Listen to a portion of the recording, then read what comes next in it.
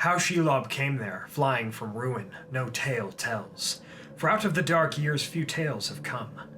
But still she was there, who was there before Sauron, and before the first stone of Barad-dûr, and she served none but herself, drinking the blood of elves and men, bloated and grown fat with endless brooding on her feasts, weaving webs of shadow, for all living things were her food, and her vomit darkness. Far and wide her lesser broods, bastards of the miserable mates, her own offspring that she slew, spread from glen to glen, from the Ethel Duath to the eastern hills, to Dol Guldur and the fastnesses of Mirkwood. But none could rival her Shelob the Great, last child of Ungoliant to trouble the unhappy world. Hey everyone, Yoiston here, and I hope you all are doing well, wherever you are in Middle-earth. Today we will be discussing one of the most disgusting and evil monsters in Middle-earth, the infamous spider Shelob. Now whether Tolkien had a particular fear of spiders or not, the case may be argued that, for Shelob at least, Tolkien intended to manifest a terror for the hobbits, Frodo and Sam within this creature.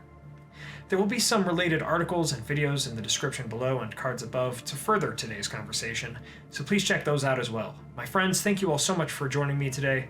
Let's begin our tale about this dreadful creature. To understand Shelob, we must first discuss her mother Ungoliant. Now, I have made a full history on Ungoliant which I will link, but ultimately, Ungoliant's origins are shrouded in mystery. Whether Ungoliant, this demonic spirit of the ancient world, who took on the appearance of a grisly and gigantic spider, was in truth some powerful Maya, or the personification of darkness or unlight, or some anomaly or enigma not unlike to Tom Bombadil, we do not know. But this demon indeed took the form of a spider, and together with Melkor, the great enemy of the Valar and Elves, the two destroyed the two trees of Valinor in 1495 of the Years of the Trees, and they escaped the Holy Lands into Beleriand through Ungoliant's terrible cloud of darkness, or as it was called in the Silmarillion, unlight. However, as it oft is with evil alliances, Melkor betrayed Ungoliant, for she, who had devoured the light of the two trees, wished also to devour the Silmarils, even if they would burn inside of her, and she also wanted the lesser gems besides, but Melkor withheld the 3 stones of Feanor from her, giving to her those other lesser gems.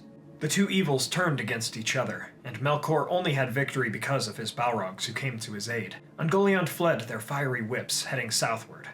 She came to a chain of mountains in northern Beleriand that would be named Ered Gorgoroth, or the Mountains of Terror. For Ungoliant did dwell there for a time, and she spawned many great and dreadful evils there, and in Nan Dungortheb, the Valley of Dreadful Death below the mountains. Shelob, roughly meaning she-spider in archaic English, mixed a bit with our own English, who would become known as the last spawn of Ungoliant to trouble the world, was surely born there, among her mother's foul creations. She had the appearance of a great spider, like her mother, but was lesser in stature, and could not choose otherwise, like it seems Ungoliant could have. And the stench from Shelob's putrid stomach was one of her many weapons that she could use to smite down enemies, alongside her vile claws, a terrible stinger that could paralyze enemies with venom and keep their meat fresh, and vicious and likely venomous and deadly fangs. Her hideous and terrible hide would also grow strong in all places, but her eyes would be weak. I'm unsure of any of Shelob's specific actions during the greater part of the First Age, but she was among the spiders that infested that land, in which few of the Free Peoples ever willingly went through. Erythil, sister of Torgon and daughter of Fingolfin, would become separated from her companions in Nan Dungortheb, and Beren, son of Barahir, would journey over Ered Gorgoroth and through Nan Dungortheb on his way south towards Doriath. But he never spoke of that journey, lest the horrors of it returned to his mind. Beleg Strongbow also went through the pass of Anak at the western end of Ered Gorgoroth during his search for Turin. Perhaps one of these characters came across Shelob, or others of Ungoliant's brood. Indeed, Shelob was among the horrors of that place, and would continue to be, until she fled from ruin, likely the destruction of Beleriand and the War of Wrath at the end of the First Age. She went far to the east in Middle-earth, coming eventually to the mountains that would be named the Ethel Duath, the Mountains of Shadow, and it was there she established Torek Ungol, or Shelob's lair. She mated with and slew her own offspring most vilely, and these creatures who survived would be the spiders of the Mountains of Shadow and Mirkwood, the very same spiders that Bilbo and Thorin's company dealt with during the events of The Hobbit. In many ways, Shelob was like her mother Ungoliant and wished to feed, but rather on beings of flesh than artifacts of light.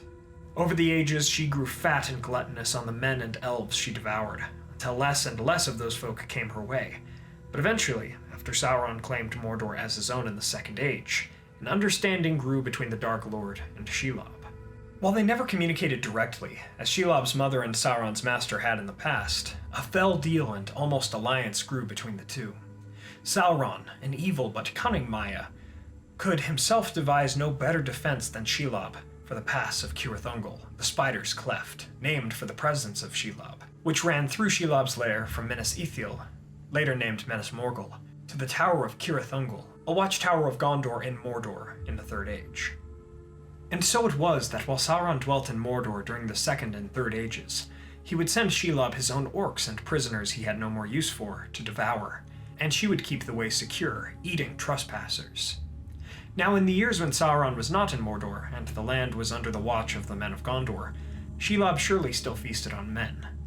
Now sometime after the events of The Hobbit, and about the year 2980 of the Third Age, Gollum would eventually come to Shelob's lair, and be trapped by the spider. But somehow Gollum was able to communicate with Shelob, and so he became her sneak, or so the orcs that occupied Cirith Ungol called him. Of course, as we know through Gollum's character history and the tale of the Lord of the Rings, he would indeed find the new ring-bearer, Frodo Baggins, and would guide him through the ways to Mordor. Now Gollum feared the Black Gate, for he knew Sauron's strength was too great there, and the Dark Lord would claim back his One Ring if Frodo tried to go through there.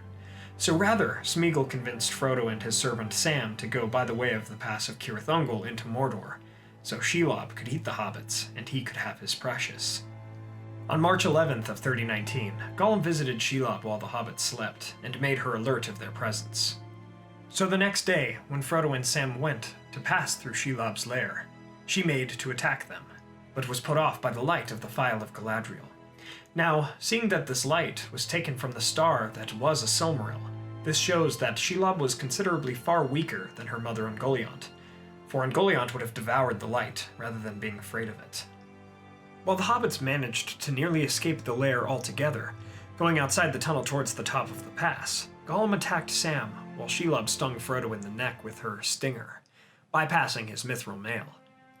Sam the Gardener of the Shire in that moment became Samwise the Brave, for he fought off Gollum, making the creature flee lest he was slain by Sam, and Sam went on to fight Shelob, who was already wrapping Frodo in webs, with the sword Sting, picking it up in his left hand, the same sword Bilbo had used against the spawn of Shelob in Mirkwood, all for his love of Frodo. With his own sword, Sam managed to blind one eye of Shelob, and then, going underneath the spider, he slashed, but due to her thick hide it did little damage. Not even Beren or Turin of old could have done more damage. However, Shelob tried to collapse upon Sam and smother him, but she, unaware of Sam's stance, did this too soon, and she thrust herself on the sword Sting. She was badly wounded after this, but attempted to recover. Vile venoms dripped from Shelob's beak, and her blinded eye oozed, but she was not through yet, and Sam, on his knees near Frodo, knew his own death approached, as Shelob prepared to bound at him and tear him apart. But then he remembered the light. Grabbing the Phial of Galadriel and speaking in Elvish, the light from Eärendil's Silmaril, gathered in those waters from Lothlorien, blinded Shelob, and forced her into a mad retreat, even as Sam pursued her.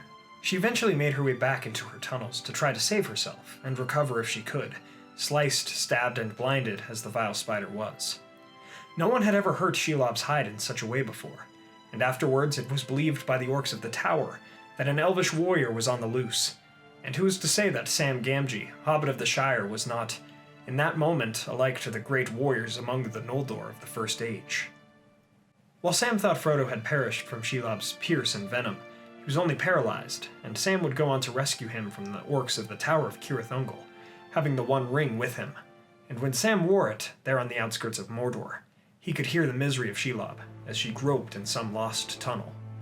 It is unknown what became of the spider, and whether or not Shelob ever recovered or perished without being able to hunt is unknown to me. I've always liked to believe that Sam's actions brought an end to that spider who fled from him, as it gives his character, a simple hobbit from the later days of the world, more agency against a fell evil from the Elder Days, making him alike to Beren, a warrior who passed through Shelob's old home, or an elf lord as the orcs believed, all because of his love for his master Frodo. But what do you all think? Did Shelob survive this, and what do you think became of her if she did? And so ends our tale on Shelob, the spider. From the tale of Shelob, we see that we all have the strength, no matter who we are, to face down great evil, even things that we believe are beyond us, if we do so for the right reasons of love and courage. Thank you all so much for watching. I hope you all enjoyed this episode. If you did, please be sure to hit that like button and share this with a friend. What are your thoughts, questions, additions, and corrections about Shelob? Let me know in the comments below.